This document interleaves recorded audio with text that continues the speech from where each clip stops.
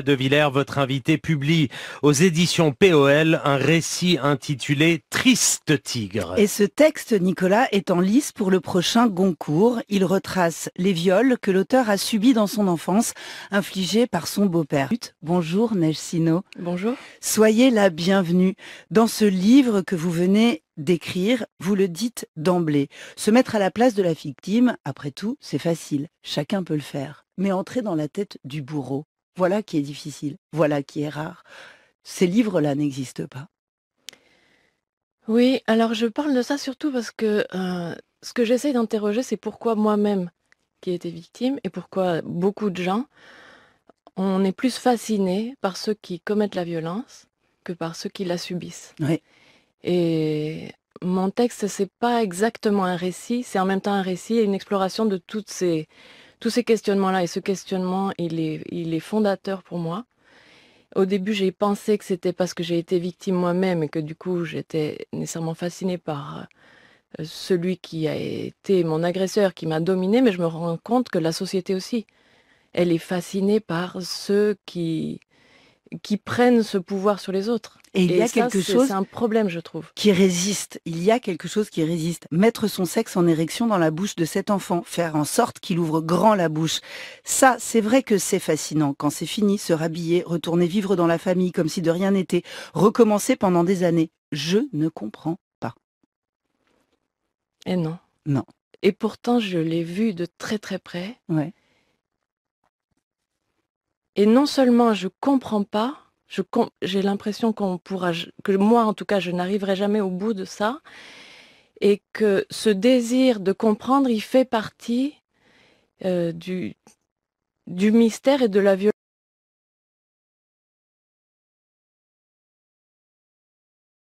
Mystère et de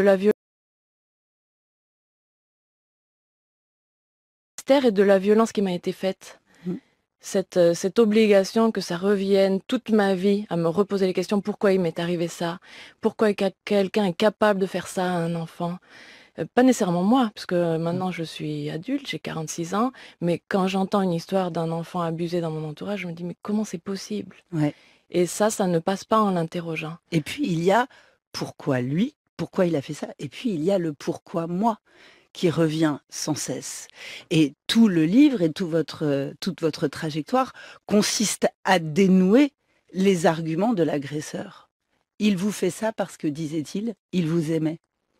Oui, je pense que c'est une stratégie assez courante chez les agresseurs, d'après les choses que j'ai lues. Et en plus, je pense que comme il y a un processus un peu de culpabiliser la victime, mais de toute façon, il n'a pas besoin de culpabiliser la victime, on se culpabilise soi-même, on se dit c'est à cause de moi. Et défaire cette expérience, déconstruire cette expérience, c'est aussi ça, c'est aussi défaire cette idée qu'on est seul. Mais en même temps, on n'y arrive jamais parce qu'on reste seul. On reste seul, même si on est au courant, même si on apprend qu'en fait, on est des centaines de milliers. À l'avoir vécu. À l'avoir vécu. Et donc, pourquoi moi, pourquoi elle, pourquoi lui? En vérité, on se pose tous cette même question. On a tous l'impression d'être seuls dans C'était ce beau-père qui est arrivé dans votre vie quand vous aviez 6 ans, Neige. Rose, votre petite sœur, en avait 4. Et vous avez d'emblée refusé de l'appeler papa. Ce qui, pensez-vous, lui a infligé une blessure narcissique insupportable. Le viol intervient comme une forme de punition dans votre vie. Oui, alors ça, c'est des choses que lui m'a racontées, ça. Parmi d'autres récits pour justifier ce qu'il faisait, parce que c'est quelqu'un qui parlait beaucoup. Il y a des agresseurs qui parlent pas, mais moi j'ai eu un agresseur qui parlait beaucoup. Et ce qui me semble un peu fou là-dedans, c'est que j'étais convaincue qui me disait la vérité, quoi. Moi aussi, j'ai pensé pendant des années, ah oui, c'est parce que je veux pas le considérer comme mon père, parce que... Enfin, tous les arguments qui étaient certainement des choses pour me manipuler, il était très fort pour me manipuler, puisque je les ai intégrés pendant très longtemps. Oui. Et donc, le travail que je fais dans le livre aussi, c'est essayer de mettre à plat un peu tout ça. Et je raconte, effectivement, ça peut être interprété comme un récit, mais c'est aussi... J'essaie de le décortiquer, de le voir avec un peu de distance. Il y a eu un procès, chose rare. Il a avoué, il a été assez loin dans les aveux. Il a reconnu 14 heures à la cour d'assises de Gap. D'ailleurs, vous publiez les coupures de presse de l'époque. Il a été condamné à 9 ans sur les 20 ans de réclusion qu'il encourait.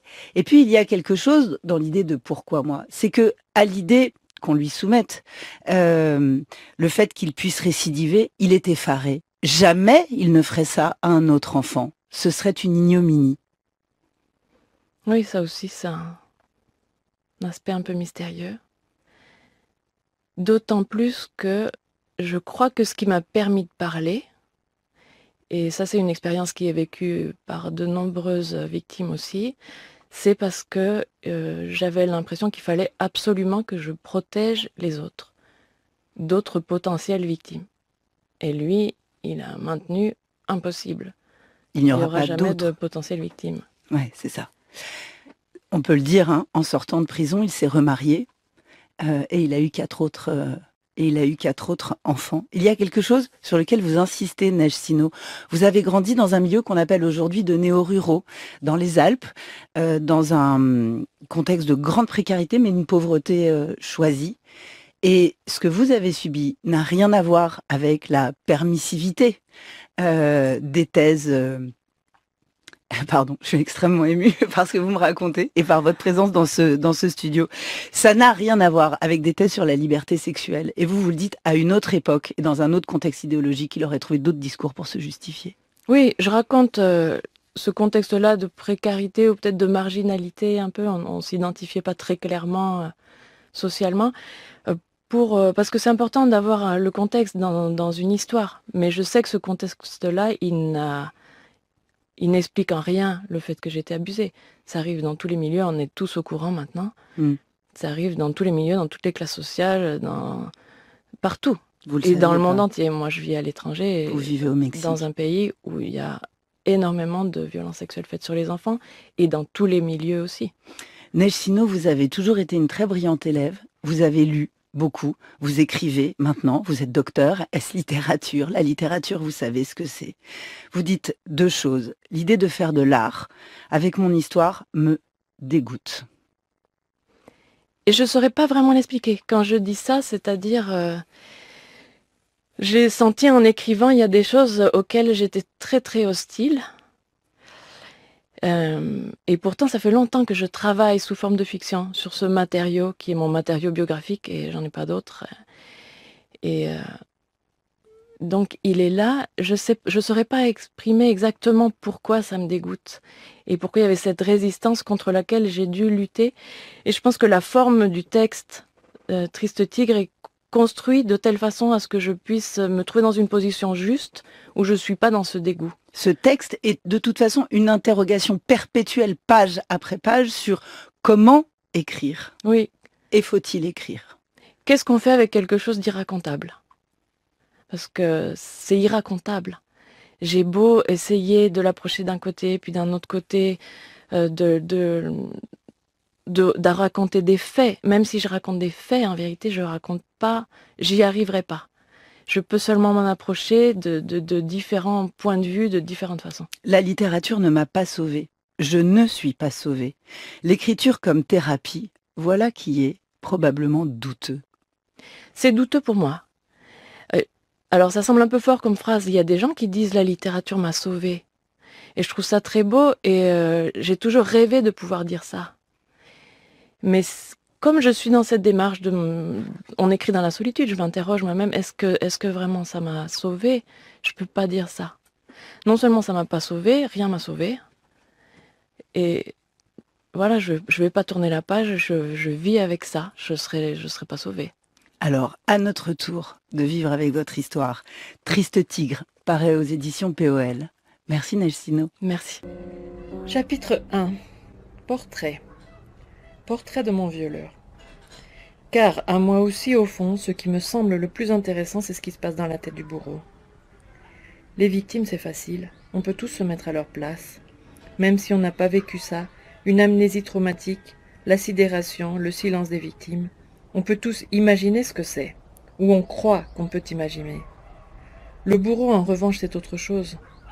Être dans une pièce, seul avec un enfant de 7 ans, avoir une érection à l'idée de ce qu'on va lui faire, prononcer les mots qui vont faire que cet enfant s'approche de vous, mettre son sexe en érection dans la bouche de cet enfant, faire en sorte qu'il ouvre grand la bouche. Ça, c'est vrai que c'est fascinant. C'est au-delà de la compréhension. Et le reste, quand c'est fini, se rhabiller, retourner vivre dans la famille comme si de rien n'était.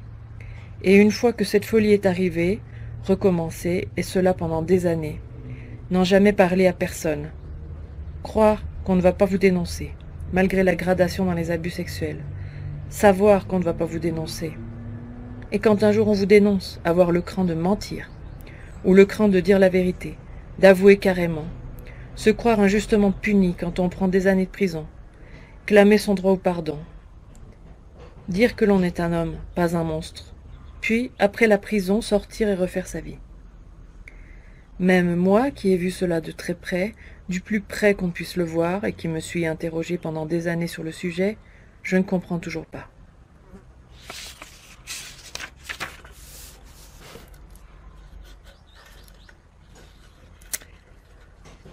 En 1983, quand il rencontre ma mère, il a 24 ans.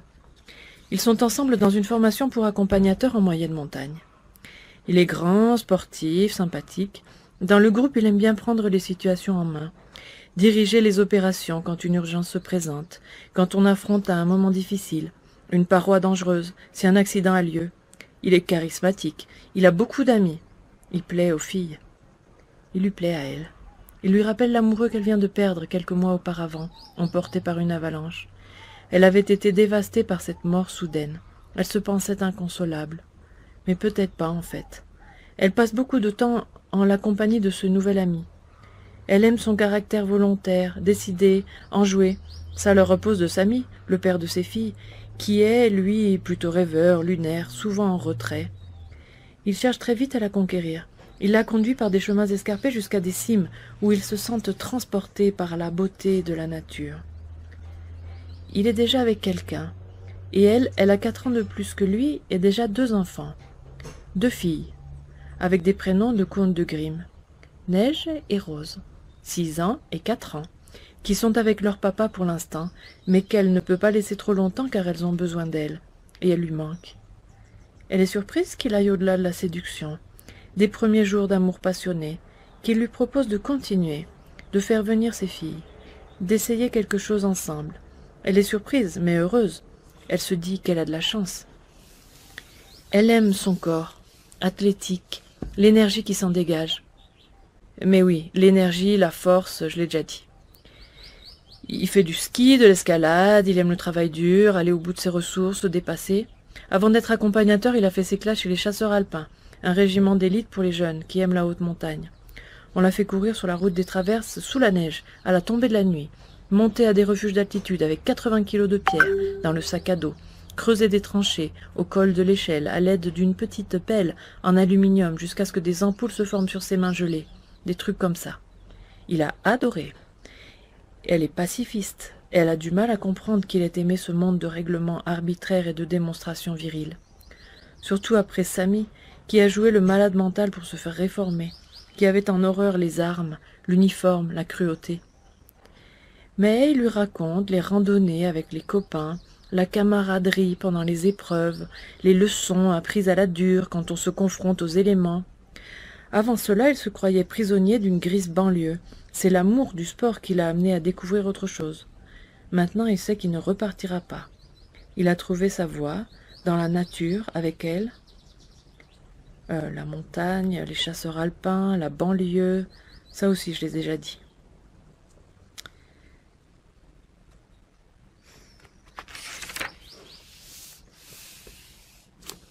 Bon, j'arrête là. J'ai essayé. Je voulais faire ce portrait depuis ma perspective d'aujourd'hui, de femme, devenue mère à mon tour, en cherchant à voir ce que ma mère voyait à l'époque, ce que les gens de notre entourage voyaient, ce qu'on voit en général dans un corps, un visage, quand on lit un portrait, avec des yeux adultes, habitués à la lecture, aux descriptions de personnages dans les romans, les reportages, à regarder et interpréter des images. Je n'y arrive pas. Pourtant j'ai écrit un grand nombre de nouvelles, plusieurs romans. Je devrais savoir faire un portrait. Mais là ce n'est pas pareil. D'abord, j'essaie de coller à une certaine vérité objective qui m'échappe, malgré les photos, les souvenirs qui subsistent. Ensuite, évidemment, c'est impossible parce que c'est lui. Le portrait, donc. Il est grand et fort, brutal même. Sa voix passe facilement de la douceur à la violence. Dès que quelque chose commence à l'énerver, il crie. Il crie fort, il ordonne. Il trouve complètement aberrante la façon dont on nous a élevés jusqu'ici, ma sœur et moi. Dans la permissivité excessive, le chaos. On a fait de nous deux petites sauvages. C'est n'importe quoi. Ses mains sont grandes, d'une couleur qui vire souvent au rose rouge, comme son visage, dès qu'il est un peu exposé au soleil ou à la colère. Ses mains sont fortes, elles saisissent, elles caressent, mais avec une sorte de rudesse, une caresse qui s'approprie, qui se ferait un chemin. Comme sa voix, qui essaie d'être douce, mais qui en fait trop, qui vire dans l'aigu à la fin des phrases, un petit air interrogatif comme pour demander l'aval de l'interlocuteur, comme pour avoir la confirmation qu'on est d'accord, qu'on l'écoute, qu'on veut bien. Sauf que le temps ne change pas si la confirmation n'est pas donnée, si on reste en silence ou si on dit non. La voix continue, pareil. En réalité, cette petite note d'interrogation fait partie de son monologue qui tourne en boucle. Son corps est grand, ses pieds laids comme tous les pieds, mais d'autant plus laids qu'ils sont poilus et roses et abîmés. C'est bizarre qu'il ait des poils sur les pieds, car le reste du corps est plutôt lisse, le torse, les bras. Sa peau surtout est laide, de différents tons de rose, de blanc, de rouge et de marron. La peau de son sexe, tendue toujours sous l'érection, d'un rose violacé qui prend une teinte pêche quand on s'éloigne du gland pour revenir beige et fripé sur les testicules, comme si c'était de la peau morte. Un bout de cadavre qui pend sous l'énorme sexe bandé et dur comme un os.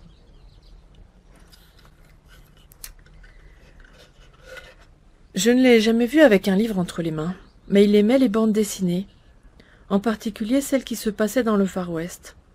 Il possédait la collection presque complète d'une série dont le héros s'appelait Blueberry. Il restait souvent longtemps dans les toilettes à les lire. J'allais dire qu'il s'enfermait dans les toilettes, mais ce serait faux. Quand on a enfin eu des toilettes, il n'y a jamais eu de loquet pour fermer, ni dans aucune des chambres. Il ne voulait pas que quiconque ait le contrôle sur une possible intimité. Aujourd'hui, je trouve ça un peu étrange. N'oubliez pas de repartir avec votre livre audio offert, en cliquant sur le premier lien situé dans la description de la vidéo. Je vous présente également mon tutoriel complet et facile, du début jusqu'à la fin, pour obtenir le livre de vos envies. Et pour trouver la paix intérieure, et devenir maître de votre sérénité grâce à la relaxation, un guide vous est offert par Progress Elixir. Abonnez-vous pour découvrir quotidiennement de nouvelles expériences sensorielles. Merci à tous.